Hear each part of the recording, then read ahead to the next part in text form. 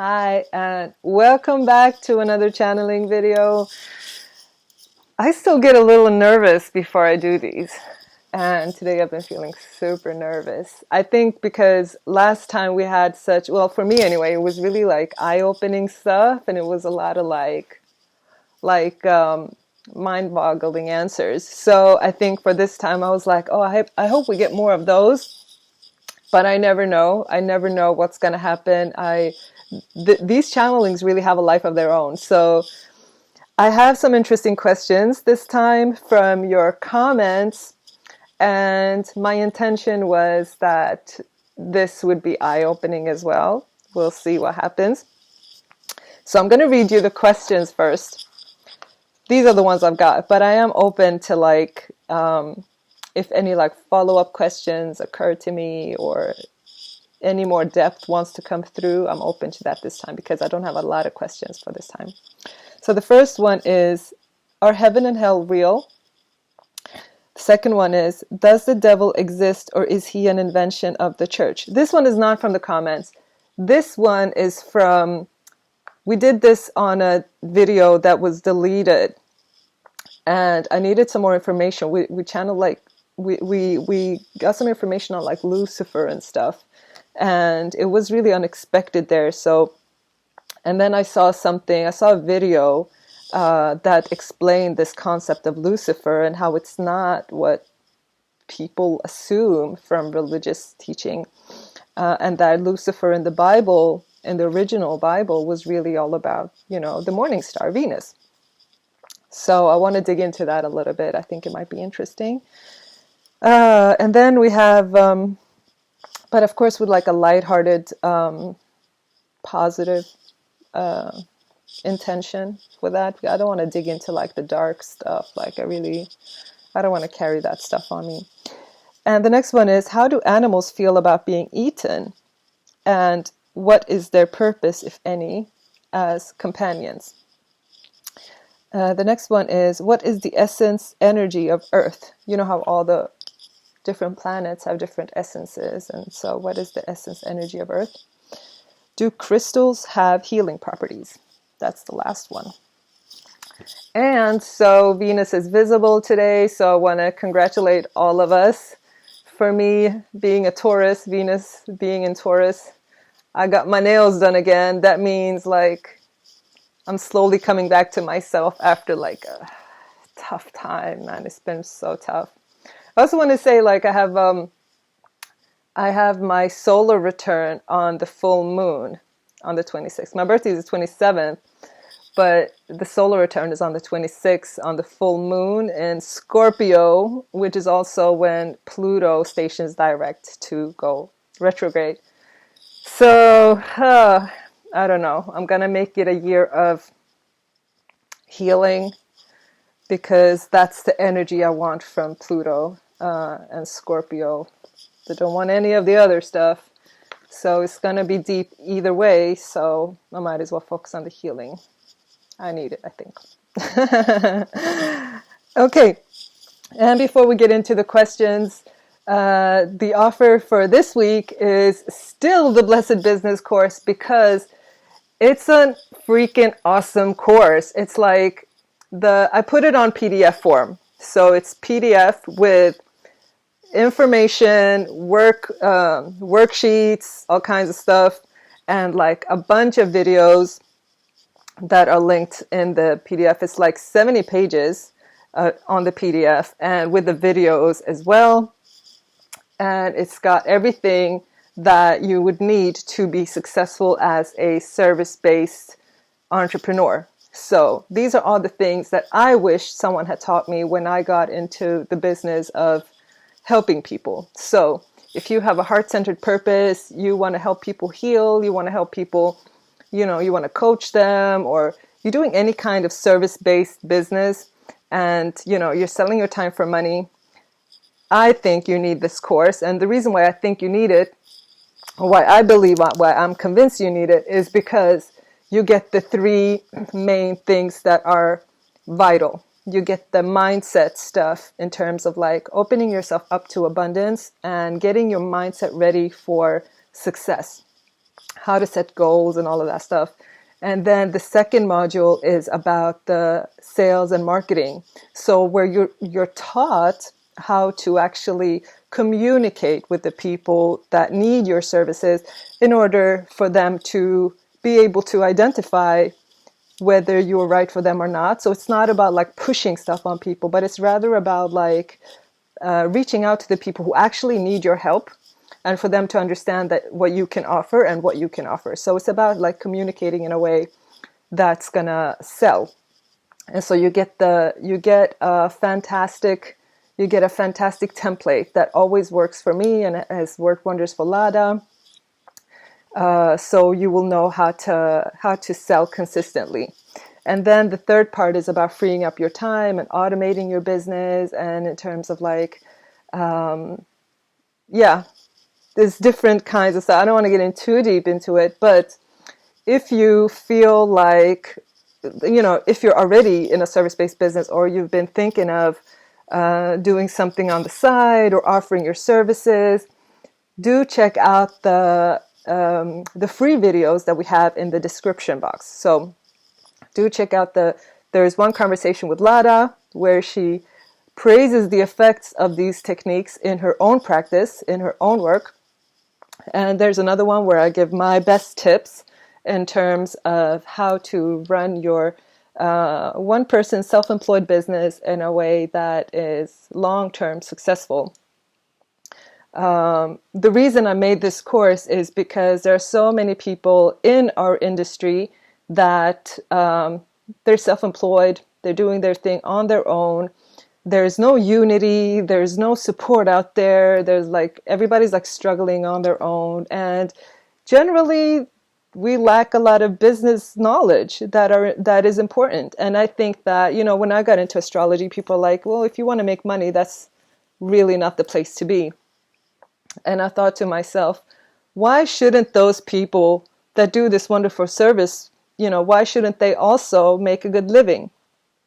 So this course is made for that purpose, because I want this industry or this field to be prosperous as well as uplifting and spiritual as it already is.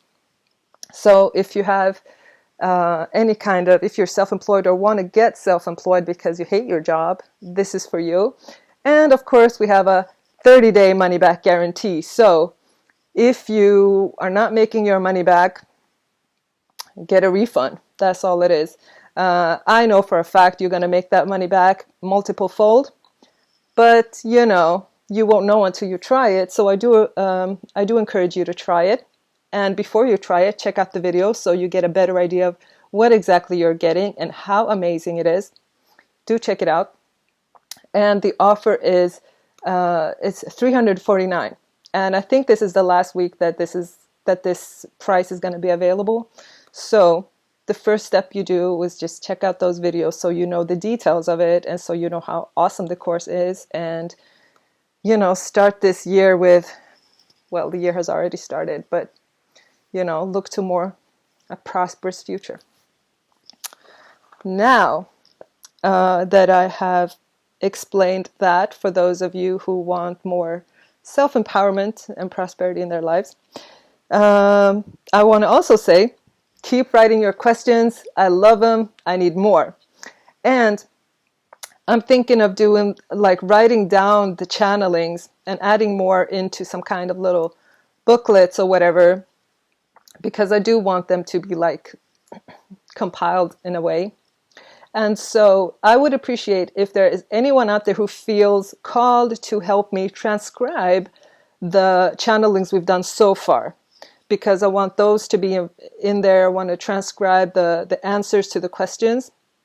So if you want to help me with that, please get in touch by going to my profile page. There should be a link in the description, and write me a message, and I'm going to compensate you for that, obviously. Just get in touch, tell me you're interested, and we can take it from there. So, so the idea is to have some kind of a written document where I collect everything and also add anything more, because there's so many questions that I haven't gotten to yet. And I want to include those as well. So I want to make it like a written document with more in depth, everything we have so far plus more. So if you feel called to help me transcribe, get in touch and I'm going to make it worth your while. Now we can get into the questions. So thank you for your patience. The first question is, are heaven and hell real?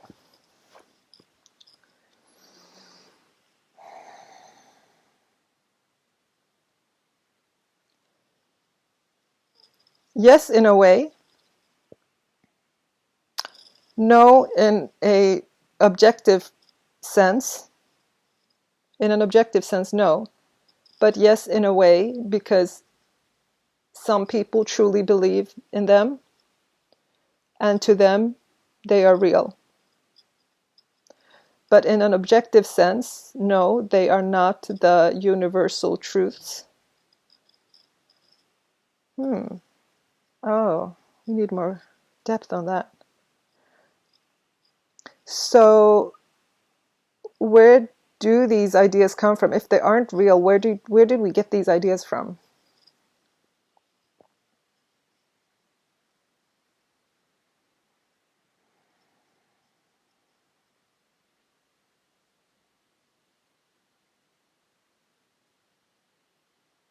People have always had fears. And they have always had pure ideals. The idea of heaven and hell came from humanity's need for something pure to believe in and some justification for their fears. Heaven and hell is a representation of your inner world where you want to punish yourself for your sins or perceived sins, and you want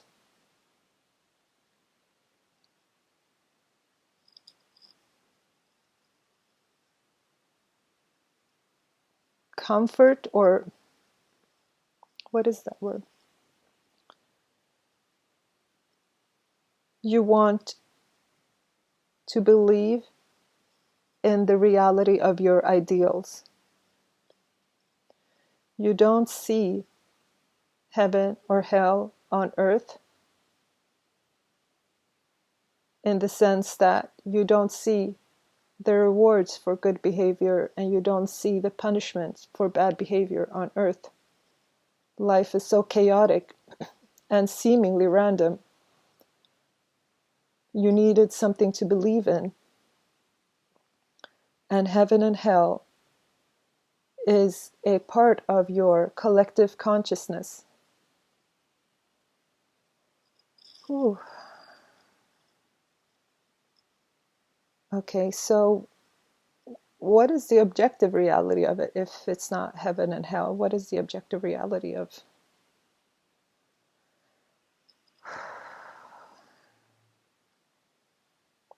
What you are not seeing is that there is a purpose for everything that you go through in life. While you're in your human existence, you have a very limited perspective, and you are very much ruled by your emotions, and you want justice. When somebody has hurt your feelings, you want justice. In objective reality, when your feelings are hurt in the human experience, no sin has been committed. It is only a matter of cause and effect. If the sin is the cause, there is an effect that becomes the cause for something else. And so you are in this complicated tapestry of cause and effect.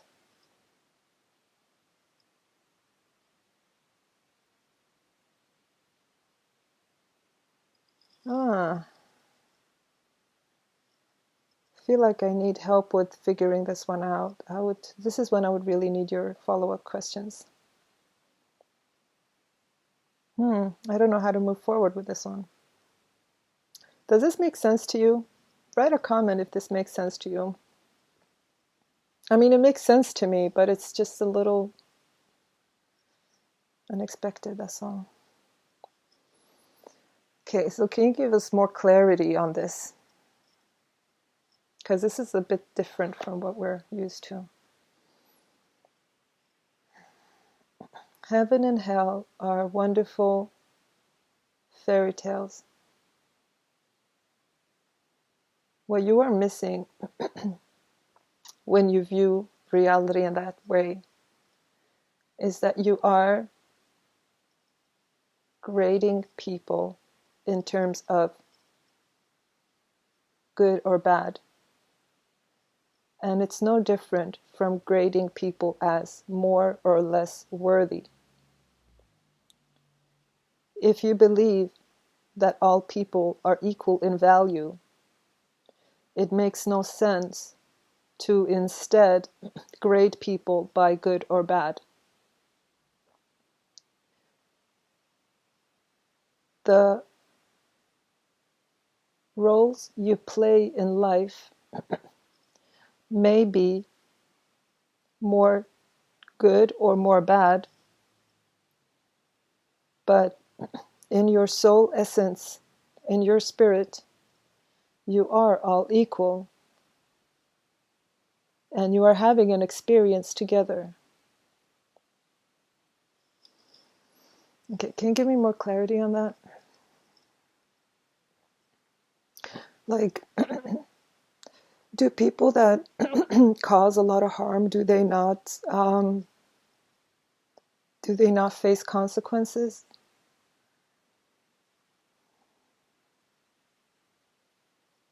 They do in their human role,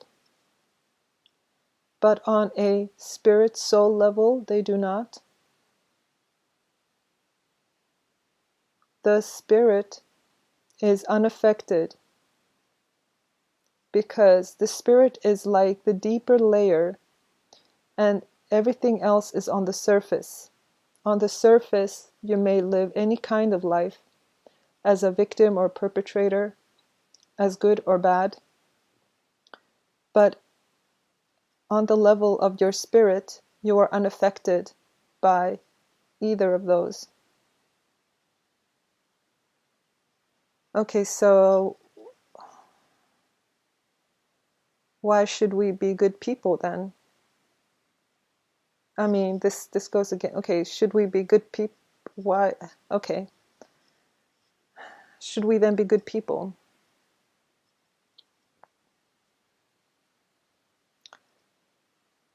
You are mistaken in your belief that people can be swayed either way.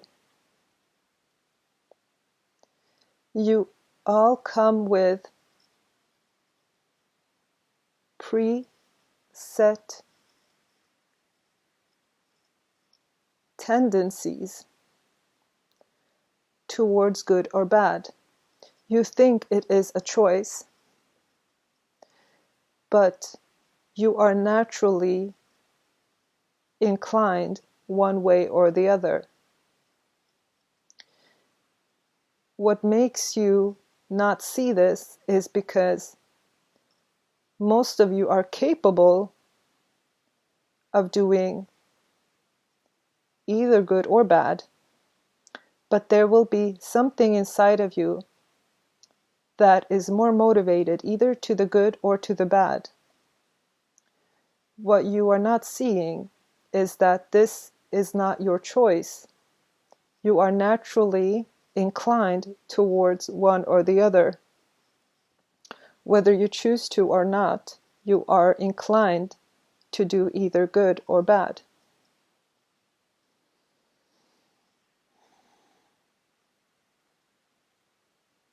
That is why some people who do bad deeds cannot be swayed towards good, even when there is incentive for them to do so.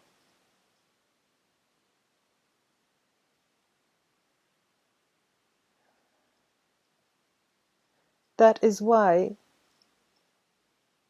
you cannot consider yourself more worthy just because your inclination might be to do good and someone else's inclination might be to do bad. Neither of you have any choice about this. It is just how you are naturally wired to be. Whew. Okay. Fix my hair so I can look cute. Whew. Okay, can you give me more on that? Because this was really radical. So, I mean, yeah, just please give me more. I don't even know what to ask. Please give me more on that. Yes, doing good is satisfying in itself. It is a reward in itself because it is satisfying on a deep level. And yes, doing bad deeds causes suffering for the person doing them.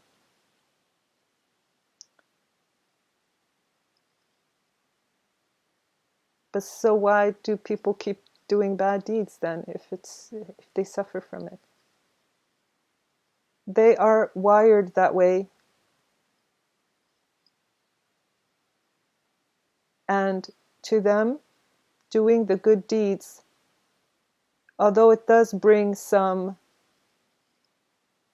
satisfaction, it feels off to those people that are wired more towards the bad. So why do we have to have that duality? You have duality on many levels, good or bad, or hot or cold, or in and out, or up and down. They provide the playing field for you to have experiences. Okay, but is there a purpose to that? There is a purpose to everything.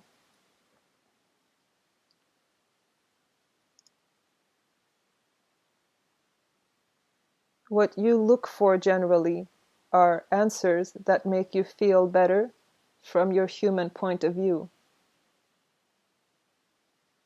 From a non-human spiritual point of view, it makes sense, but from our point of view, we also do not suffer because you are experiencing suffering.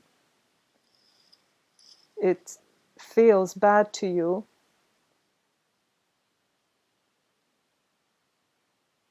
but it is an experience, and on your soul level, you are unaffected. I feel like this just brings up more questions than answers. Oh, man. And we're still on the first question, 24 minutes in. I think I'll just move on to the next. But do give your follow-up questions, because I feel kind of stuck in that one. I mean, I am human. I can't change that. So it's a lot of these are really radical ideas to me.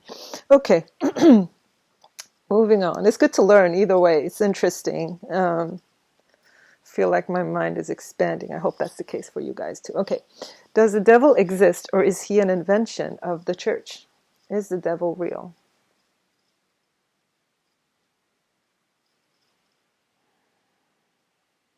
In the sense that some people believe he is a real entity. Yes, he is real. Many people believe in the devil in the sense of the darker aspects of life, in terms of the absence of light.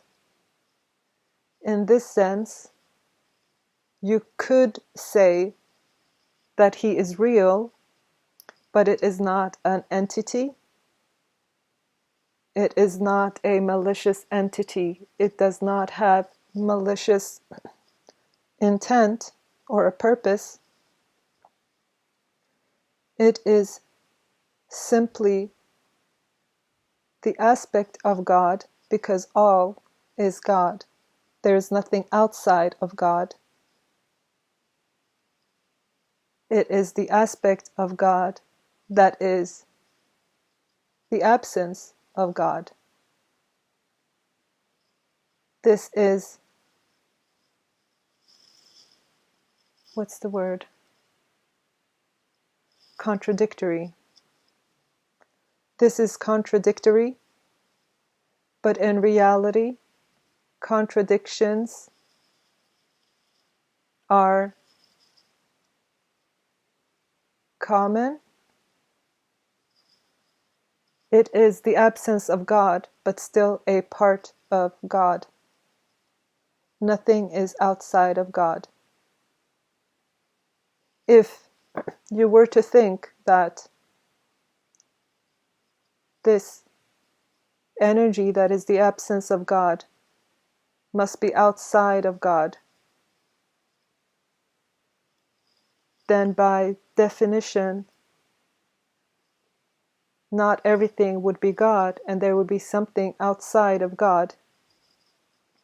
This is not the case. There is nothing outside of God,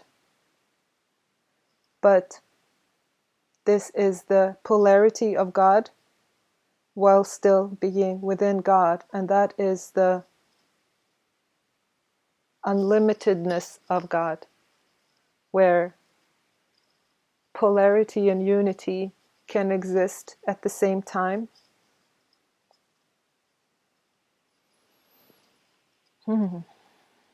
So, is the devil an invention of the church?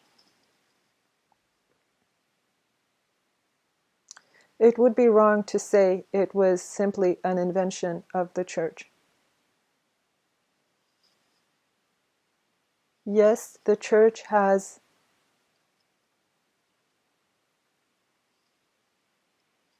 talked much of the devil, but it was due to a demand from people. People wanted to hear about it. People believed in it. And should the church not bring it up, people would struggle to believe in the church. If the church was to simply talk about the glory of God and the perfection of the creation, people back in the day would not have believed. People were not ready to believe that, and they needed a scapegoat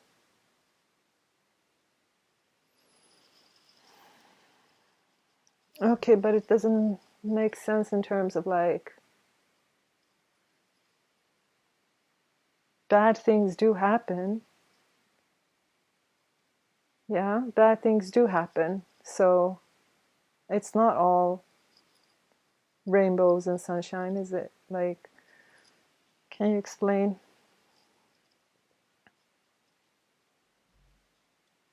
Yes, horrific things do happen. Horrific things happen in your world. I'm seeing like wars, genocide, oh, horrible stuff. I mean, I asked for it, so horrible stuff is coming in front of me. Yes, these things do happen. So what's the purpose?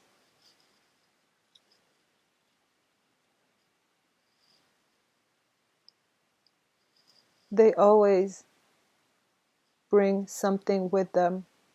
When something burns to the ground, new things grow from it. It is a soul cleansing.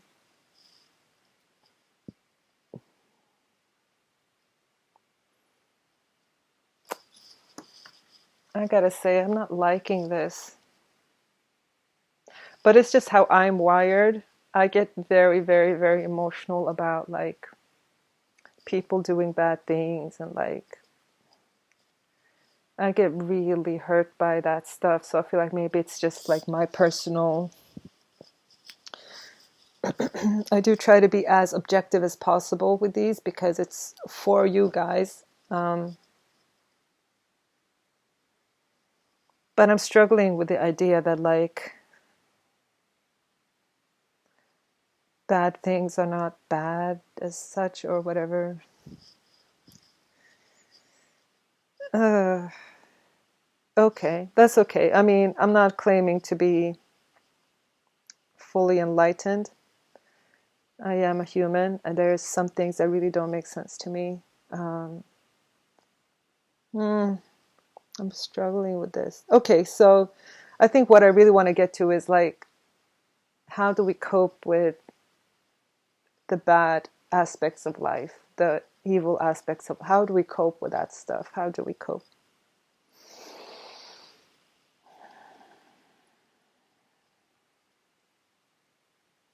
Accept that it is a fact of life.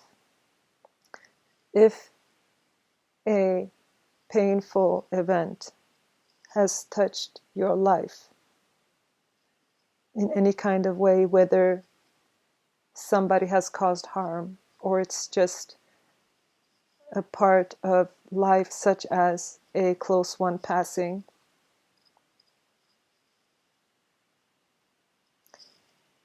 resign yourself to this fact.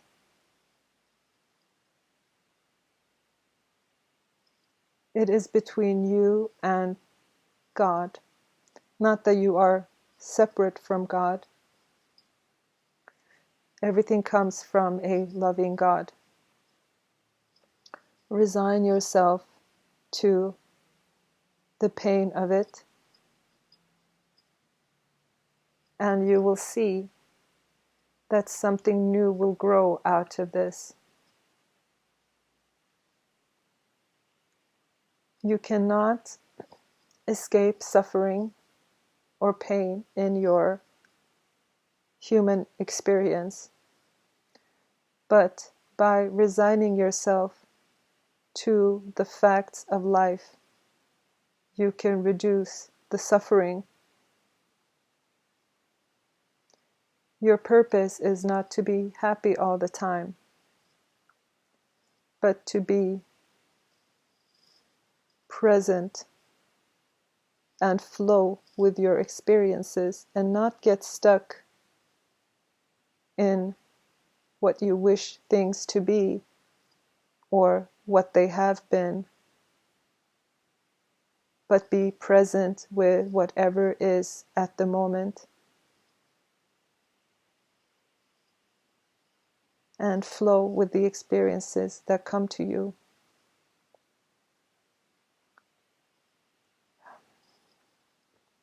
I hope this makes sense. Sometimes it makes sense to me afterwards.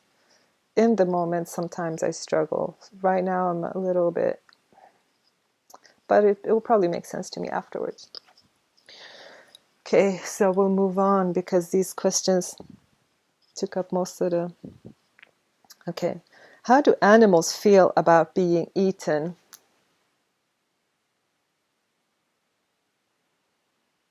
It's different. I'm seeing like conveyor belts of like slaughteries. Is that what it's called? Slaughtery. Those animals are not happy about it. Oh, we've done them a big disservice. Those animals that are on this conveyor belt for mass meat production or the meat industry, those animals are generally not happy, especially the cows. They are not being fairly handled. Some animals are at peace. Some we cause suffering to. I'm getting that most of the animal slaughter is unnecessary. We don't need as much meat as we think. Generally, there is more production of, I don't know if production is the right word, than is necessary. Is it better with when you bless the animal before slaughter? Is that a better way when you bless them and pray for their soul? Generally, it is better for you, yes. For the animal, it may or may not be better. What is important to them is the fullness of their life. What is important is how they were treated during their lifetime.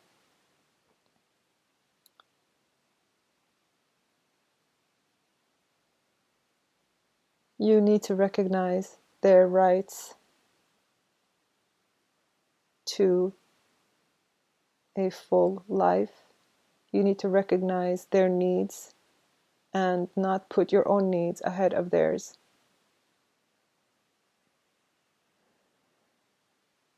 So what is the best way to, if you're not a vegetarian, what is the best way to think about these things or how to go about? Generally, you don't need to eat much meat. So most people can reduce their meat consumption, and most people should, for their own health. Humanity is still quite unaware of the consciousness and needs of your animals. And until you have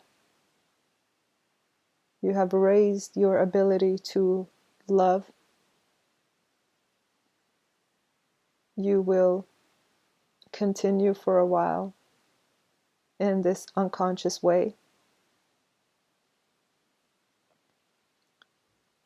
If you are to eat meat, do it sparingly and send appreciation to the animal. When you appreciate and respect the animal, you will also ensure that the animal that you do consume will be one that has had a good life. When you are unconcerned about the animal,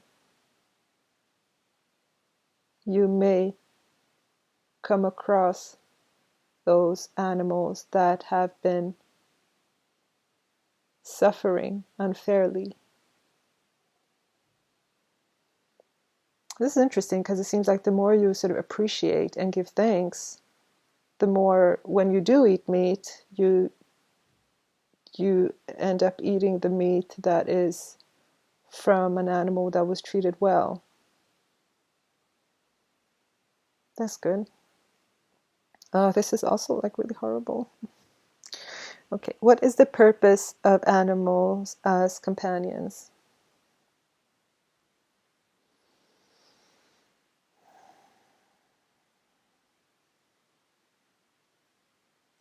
They give you a lot. And you will choose your animal companion according to your own traits and your needs. They give you more than you give them.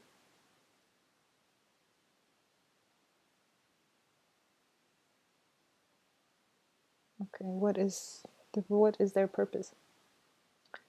Many people suffer from loneliness, and one of the major purposes of animal companions is to give you companionship and alleviate your loneliness. It's to give you warmth and love.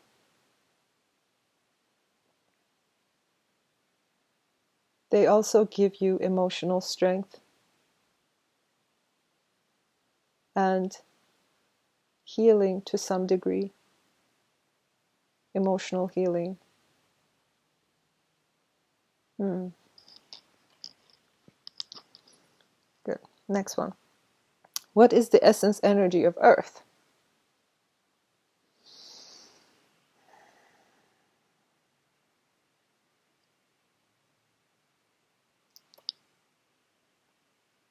Preservation. I'm feeling preservation.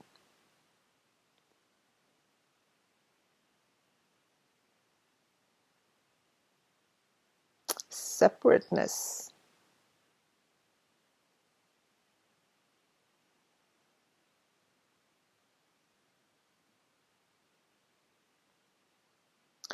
So the energy is like multifaceted like any other planet, but it's like the self being separate from others, preserving what's mine, being separate from others.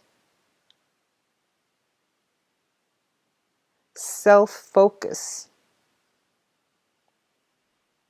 I guess the flip side of that is selfishness.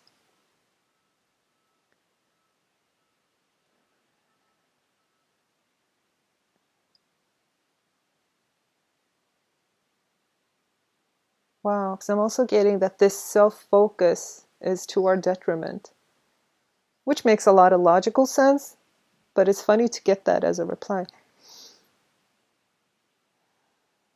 What else is essence of love? It's this belief that we are separate and that the more I can accumulate, the better for me, whereas it's actually to my detriment because we are not separate and we actually need each other. What else is there? Tell me more about the essence of the earth.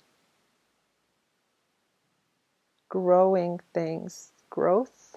Growth. I guess we don't have a lot of growth on other planets. So yeah, that would make sense. What else?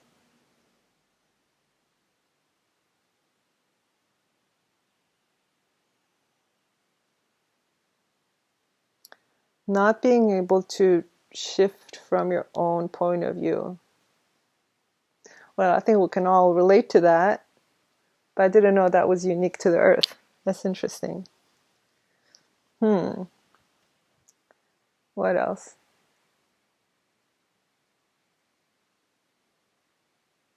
Pleasures.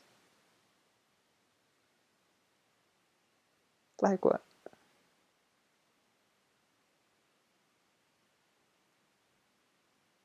like pleasures for the self. Because Venus is pleasures, but I guess Venus is pleasures together with others. Okay. But so I'm getting like a lot of like focus on me, like the self, acquiring for the self, feeling separate from other people, being stuck in your own point of view, inability to relate to other points of view.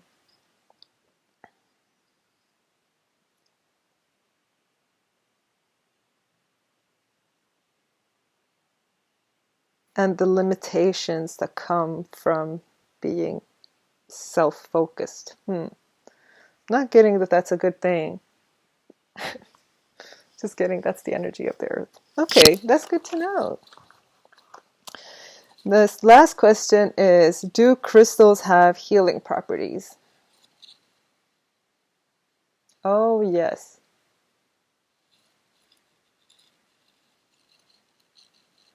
But their effects are very affected by how they are handled and their environment and the intentions. So their abilities can vary depending on how they have been handled, what environment they've been in, and their surroundings. If you take care of your crystals and keep the intention pure around them and their environment good, then they do have power. But just like they give energy out, they also absorb it. So you need to be watchful of the energy they consume and take into account what environment you are providing for them. You need to care for them. They are living beings in a way. They have consciousness. Let's talk to one. Okay, one that most people know is rose quartz. Let's see if we can talk to rose quartz. Have you seen Steven Universe? Because they have a rose quartz person there. I love that show, Steven Universe. They have like different crystals and embodiments of the crystals. Okay, so rose quartz, can we talk to you? I'm getting a yes, but it's not like a wordy yes. It's like they communicate in a very different way. I mean, it is a rock. Okay. So what do you do for us, rose quartz? Softness in the heart. I mean, they're not talking with words. So I am getting a very rocky vibration. But I'm getting an answer, but it's not like I have to sort of feel for it rather than I'm not having like a communication. I'm having to like tap into it rather than having a back and forth. A softness in the heart, a tenderness in the heart.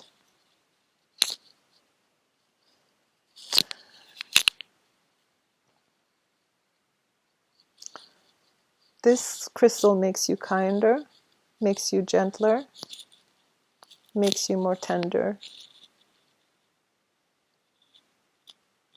And so you get that back, but it starts with making you that way. What about lapis lazuli? My son loves lapis. What does that? And I believe that the idea of eyeshadow came from crushed up lapis that the Egyptians had on their eyes because it was considered the crystal of gods. Okay, so lapis, can we talk to you? Yes. What do you do for us? Clear voice, clarity in your message, clarity in your message. The clarity that you get in your message makes for greater influence in terms of what you speak.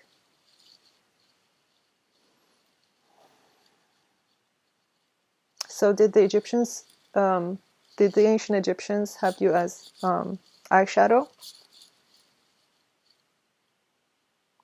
Yes, among many other things. They used me for many things. Okay, why did they use you? What was their intention? They, in their culture, it became a bit of a status symbol.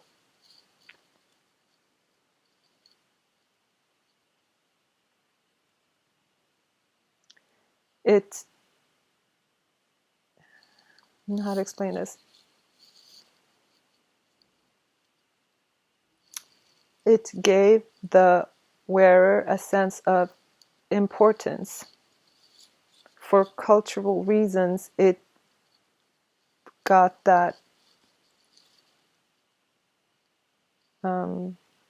people considered it something that gave people importance. It made people feel important.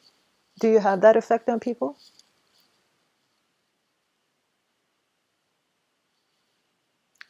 Not directly, but indirectly in some ways, yes. But people would see the lapis, and when they saw it on somebody, they would feel a little intimidated.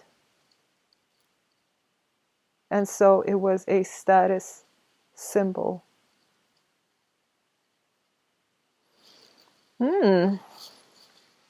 That's why they call it the crystal of the gods, maybe. What else do you do for people? It makes you believe in your ideas. It makes your voice overpower others.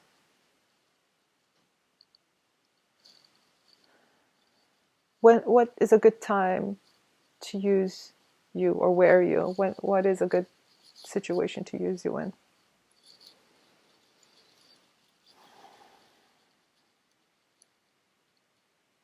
When you feel insecure, when you feel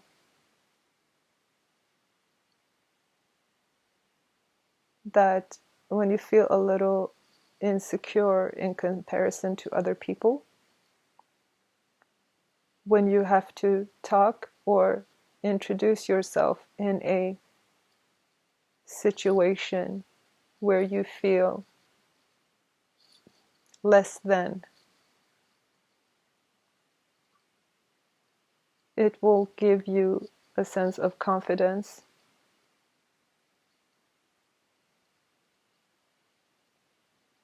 What else? It can, in the wrong situation, it can give you arrogance. So it's not necessarily always helpful.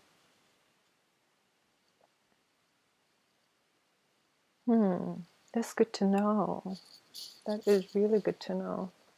That it's not always positive.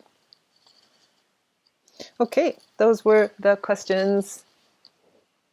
And we got a long video this time. I hope this was interesting. We didn't have any healing questions this time.